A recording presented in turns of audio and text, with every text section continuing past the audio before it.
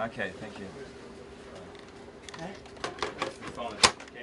Also to take some. Later in the evening, going to night, MRCC asked Sea Watch3 if we can provide support, if we can take refugees from the Aquarius to the ship of the Sea Watch3.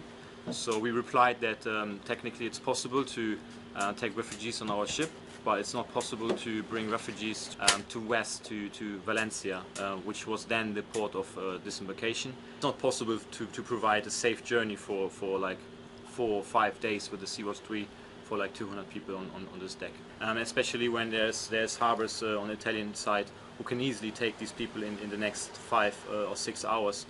We don't see that we should take these migrants and go with them to Spain.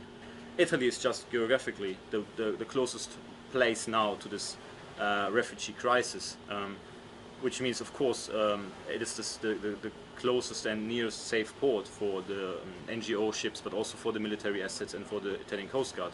The solution could be that refugees who are brought to Italy can then be distributed to all the European countries. So I think it's very important that Europe, as together, takes responsibility for this kind of refugee crisis. Really urge for a solution, for a political solution, before we will run into a humanitarian crisis.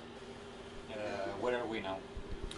We're now in international waters, at the border of Europe, in an area where in the last months, on the last weeks, the most cases happened. Like all these cases were accidents on sea. Some of them ended up good, and others people drowned.